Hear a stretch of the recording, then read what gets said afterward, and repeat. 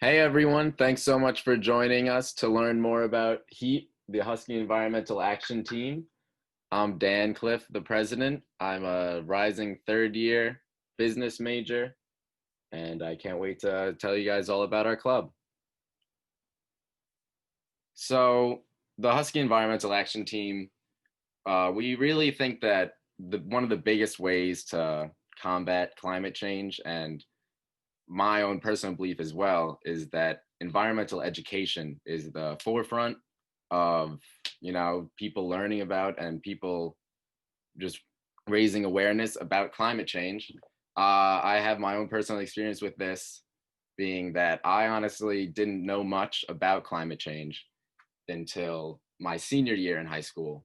I took AP Environmental Science because I heard it was an easy class, and it was in that class where they really they take their time teaching you, what is happening with climate change and really the science behind it, which I think is what people need to understand first before they start, before you start preaching at them saying, oh, you got to do this to lessen your impact. You got to start buying more of this. So environmental education is something that us here at Heat really believe is super important for at least the first step in anyone starting their own sustainable lifestyle, their own path down a more sustainable future. One of the ways we do this is by bringing in speakers. We really love having speakers from many different topics in environmentalism itself. There's so many different parts of it nowadays. There's environmental economics and social justice and economics, which we actually have a Northeastern professor, Dr. Venkatesen. She comes into a lot of meetings. She's really a great partner with HEAT. She's an environmental and social economics professor at Northeastern. She does research work on environmental justice and the economic benefits of switching to a more environmentally friendly economy. So she's a great speaker. She's partnered with a lot of students in helping them to create more sustainable campus and doing a lot of stuff like that. Another guy who we once had in was, I forgot his name, but he was one of the founders of Black Earth Composting, which is one of the biggest composting companies in Eastern Massachusetts. They have their own residential pickup program. We even know some people who live off campus who use them to pick up their compost every day. And composting is something that is just one of the many different facets of environmentalism that is often overlooked. You don't understand you don't always see the direct link between the environment and composting, but it's there, and is especially there when you look at the waste that we all produce. And that was a really great meeting that we got to learn about that. One of my personal favorite meetings that really just goes on to show you all the different facets that we like to dip our toes in at Heat is we had a local Boston artist, Duke and Delp, who is actually known for using only recycled materials in his paintings and other artwork, which was really awesome to have him come in. And we had people bring in, clean trash that you could then use to make your own environmental art and sustainable art. And that was a really great activity that we did. So that just goes to show you, at our meetings, we like to have some environmental education in there, as well as, a little activity. I'll go further into how our meetings will be this year, obviously, but in the past, those are some of the highlights that I just thought I would throw out at you guys. As well as our speakers that we have in our meetings, we also like to break into activities. We have one of my favorite parts of HEAT is the HEAT incubators, where basically we acknowledge at HEAT that with environmentalism being such a big topic nowadays, it's really tough for us to be just a broad, just general environmentalism club. So we encourage people to find the different niches in sustainability that they believe really speaks to them. And we do that through HEAT incubators. We allow people to start their own groups and sometimes even form their own clubs from HEAT based off of these HEAT incubators. We had a former e-board member, now the president of NEU Food Recovery. He really realized that You know, a lot of food is wasted and thrown away from restaurants, dining halls, a lot of places around Boston. It's a super populous city. So they go around and they collect this food, and they donate it to local homeless shelters and people who need it, you know, trying to eliminate food waste. And it was really something that I felt was really interesting and really important. And Corey felt it to be very important as well. And so he started as a heat incubator, did his research, applied with the university, and now you can see them at NU Food Recovery if you think that is interesting and something you would like to be involved in. We also plan on doing some volunteering with them since we have such close ties with that club. And we just really like to look at that as one of the perfect poster children for heat incubators.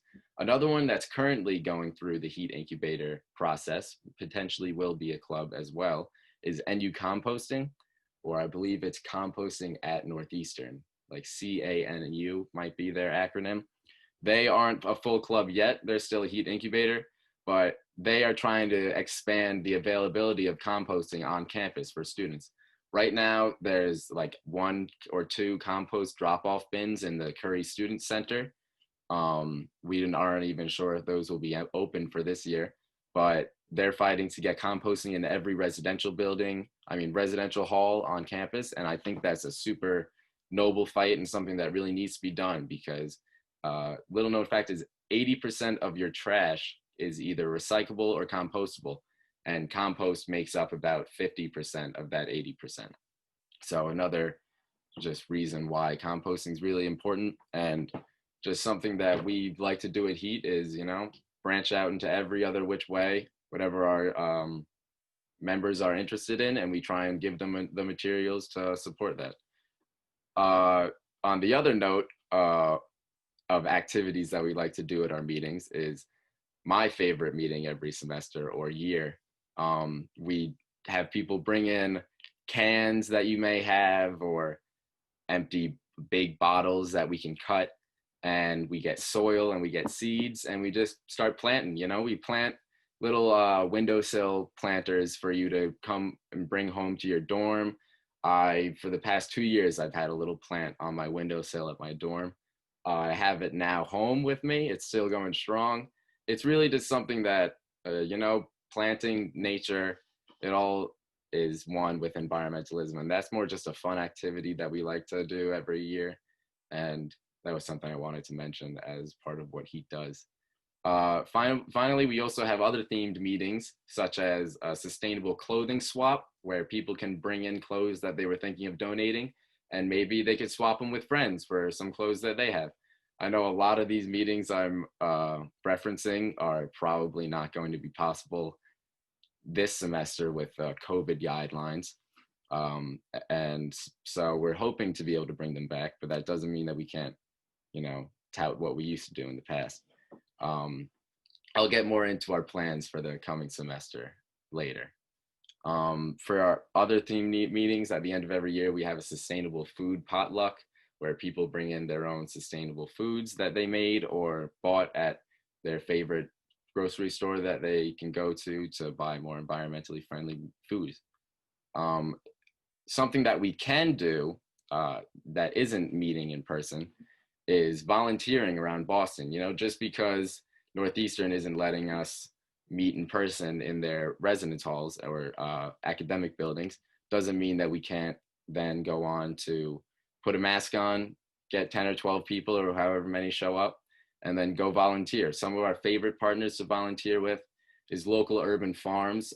We have relationships with one in Dorchester, Revision Urban Farms.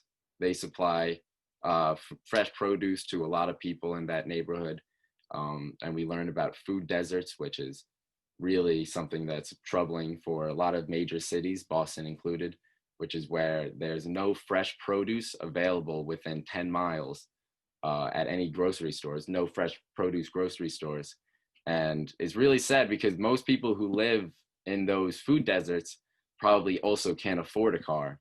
And this causes so many health issues that are really overlooked because fresh produce is something that we ship all the way across the country. It's just not a sustainable system.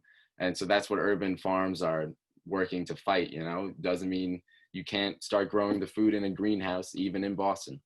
We have our Revision Urban Farms, as I mentioned, and We Grow Microgreens is another one that's in Hyde Park, I believe, another area in South Boston. And it's really fun to go and volunteer with them. And I don't think wearing a mask would be too much in the way of us doing that work. In addition to farms, we do fundraising events. Some fun of activities we like to do is going on thrifting trips. That's another thing I think we can definitely do. We just all wear masks given the thrift stores are open. We like to go to them in Cambridge because it's not really good to go thrifting at lower income areas because, you know, us as college students, we are broke, but you know, you don't want to go to a thrift store where there are people who actually rely on the clothes there to be their clothes. Like, so those are some things that we go into. You know, environmentalism is a very multifaceted area, and there's just always so many things to think about. In addition to that, okay, so now I'll go into our plans for the upcoming year. All our meetings for this semester, at least, will be online. We will be still doing our speakers. We'll be bringing in virtual speakers. I really look forward to that. Probably the speakers do too, because the biggest problem with them is getting them in on time and making sure they're not waiting around for too long and they're not coming from too far. And so if they can just do it from their own house, honestly, I think we'll probably have more speakers than ever before. With virtual speakers can come Kahoots. Kahoots are always fun activities to do, and it's something that anyone can do from the comfort of their dorm room. So we'll be probably doing a lot of virtual speakers and a lot of Kahoots and taking suggestions from all our members and looking at what other clubs do as well, because we have a lot of clubs on campus that we partner with and work with often that hopefully will also be having more ideas for the new online semester, hybrid online semester, online for clubs. In addition to that, we can still do our volunteering, as I mentioned before, and our thrifting trips, and a lot more. So that's our Heat Club wrap. Going into that, I thought I would give some tips for any incoming freshmen who are going to be moving in to a place on campus. Give some sustainable move-in tips, you know, because there's some things that you just might not think about, some things you might have to get before you come that you don't want to have to spend extra money on when you get to Boston.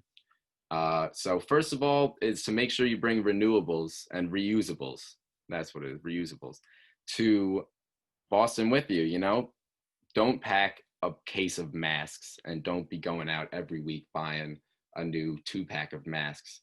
Get a cloth mask, find someone who lives nearby. There are so many people who are trying to make ends meet, and some of them are selling homemade cloth masks to do so. And so that is a really great way to support local people in your community and also cut down on your own waste by no longer using disposable masks. I know I am a victim of having to use disposable masks because at my job, they require it at work, but in the future at Northeastern, I will be bringing my cloth mask. Other reusables, water bottle, essential. If you want to get one at the bookstore, they have them. I wouldn't recommend this one. I dropped it and broke it. So they have better ones. A reusable straw. I know it's like super hammered in, like, oh, save the turtles, the straws. Straws aren't the only thing that are plastic, by the way. There are other plastic things that we need to cut down on. But in the meantime, it is always great to have a straw. They have these little like deployable metal ones that you can get, or plastic ones. You know, there's so many options. They're really great to have. And a travel coffee mug. The Dunkin' Donuts on campus, I hope they're still doing this. I will be asking right when I get back. If you bring your own coffee mug, they will charge you for a small, no matter how big the mug is, and they will fill it up with a coffee, like when you buy it, obviously. But that is just a nifty tip that I feel like not enough people know. Bring your own coffee mug. It'll keep it warm for longer, and you will pay less. And trust me, if you're going to be drinking coffee probably. If you drink coffee before, you'll be drinking more coffee at school. And finally, reusable shopping bags. this is something I myself had to buy when I got to Boston because I didn't bring any. And they're super helpful, you know, whether you're going to Wollaston's, the grocery on campus, whether you walk into Target, don't pay for the 5 to 10 cents bags because, you know, you pay the 10 cents and you also feel bad because you're getting plastic bags. So just avoid that. Bring your reusable bags. Uh, Also, reusable things. Try and get plastic bins. I thought I would have one around here. I don't, but I use them to store things even when I'm home from school because, you know, boxes, first off, do not buy boxes. You can find so many places always throwing out boxes. Maybe ask a local store, like, hey, you got a bunch of boxes I can take? They will be like, yeah, sure, thanks. Like, we were going to throw these out in 5 minutes. So you don't need to buy boxes for moving in. You could get $2 plastic containers. They're super nice. You could throw them under your bed, use them to store your shoes during the year. Like, I'm literally speaking from direct experience. You're gonna want all the storage space you can get. And try to wrap fragile things in maybe a blanket or a towel or a t-shirt instead of going out and buying bubble wrap and plastic wrap, you know. Obviously, don't need to elaborate on that. Plastic equals bad. And one thing that I did before I left for school when I was a freshman was, you know, you're going to be going through your childhood room that you've been living in for 17 or 18 years, and you're going to be looking at all the clothes you own, and you're going to be thinking, do I want to bring this to school with me? You should also ask yourself, am I ever even going to wear this? If the answer is no to bringing it to school, maybe the answer will be yes to donating it to a local thrift store, or just a homeless shelter, just anywhere that, you know, would be putting the clothes to better use. You know, this is your time. You're packing up your life and moving somewhere new. This is the time to, you know, out with the old, you know, while you're at it. So those are some campus move-in tips for a sustainable move-in. Once you get to campus, there are some things I urge you to do, which is compost and recycle. If you're a freshman, I understand composting in your room could get a little gross. I know that my freshman dorm was not the most spacious, and we also didn't have a kitchen, but it's something to think about moving on into the future. A lot of your waste is actually compostable. If there's one thing you take from this meeting, it's just start paying attention to the stuff you throw away and start looking like, wow, this is like compostable, you know, like a paper plate, that's low-key compostable. Paper towels, compostable. So many things. In addition to composting, recycling, I really urge everyone to have a recycling bin in their room, or at least a bag. I would always just have a bag, like a big garbage bag tied to my, the window, not the window, what's the door handle thing? Doorknob. That's what it is. Tied to my doorknob at all times. Throw the plastic stuff in there, anything recyclable, you know, because it gets really easy to get really lazy when you're in college. You know, it's something you need to just stay on it. You know, no one's gonna stay on you but you. So composting and recycling. Apparently, Northeastern claims that they have recycling bins in like the trash rooms that they allow people to take. I heard this at a heat meeting like 2 years ago, went downstairs, and there were like three, and I was like, well, now there's two. And I used the recycling bin for the whole year. That was in my second year, last year. So yeah. And yeah, so if there's a free recycling bin there from Northeastern, then take it, you know, you're probably paying enough for it anyway. A little tip for not really sustainability, but you know, your dorm room, it could get a little smelly. Uh, have a windowsill plant, you know, have a flower or even just like a ficus. I don't know, other fern, other like indoor house plants, you know. I don't even know the one that I have, but it's green. So, you know, have a little plant on the windowsill. It'll improve the air quality. It'll make it smell nicer. It's just a lot of benefits that you don't even really realize.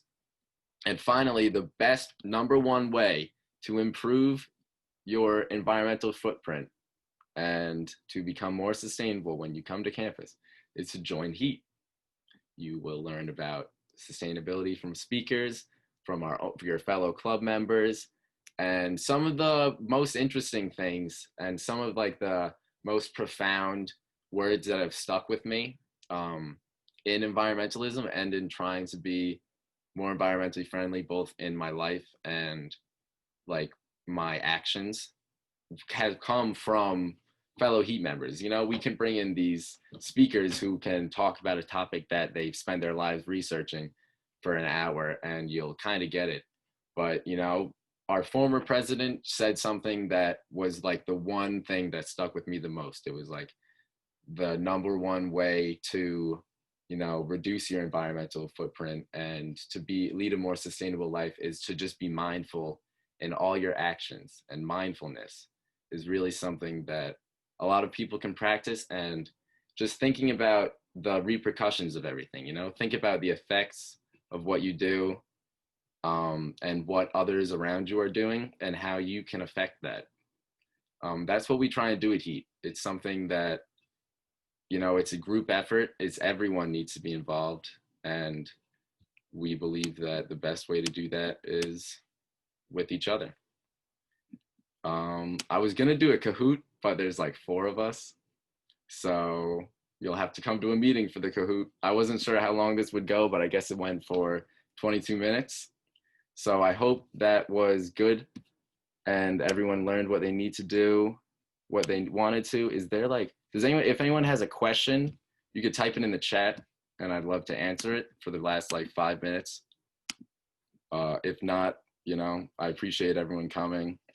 If you want to watch it again, I have to record this and upload it. So it is going to be uploaded to our Engage page.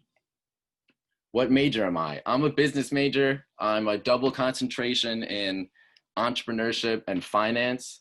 I have no idea what I want to do with it.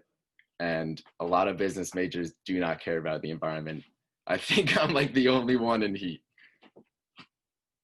Thank you for the question though, Ahmed. What major are you?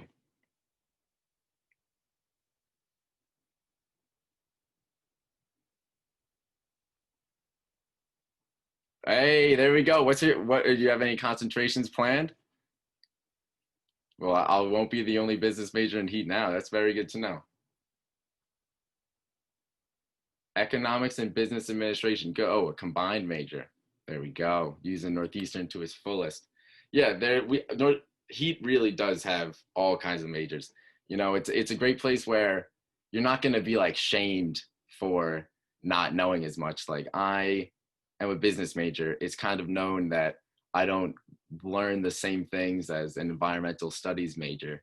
Thus, I won't know as much in depth, but that's where I go to learn from them about what they're learning.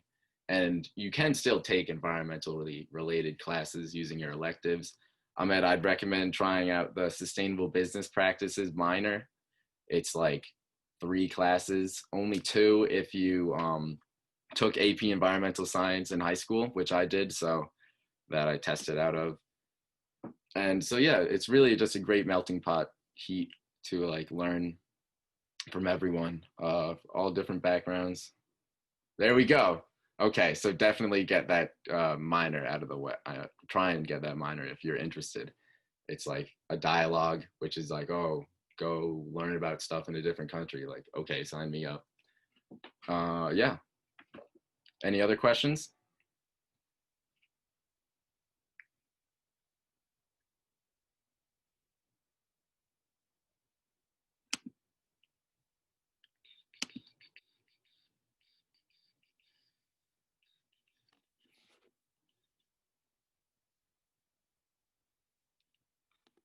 All right.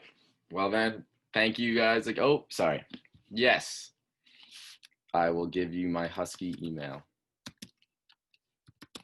It's also displayed on our Engage page. I think if you send an email to like Heat on our Engage page, or like you try and send a message, I get the email and then I'll just respond through my email.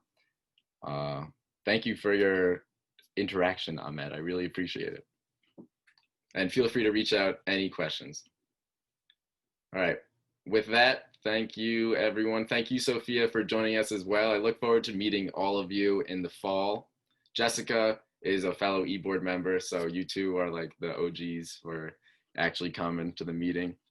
But I look forward to seeing you all in the fall and hopefully being able to meet you in person eventually, either at a volunteer event or maybe a in-person meeting in the spring. I'm not going to get my hopes up, but I really hope so. All right. Have a good one, everyone. Thanks for coming.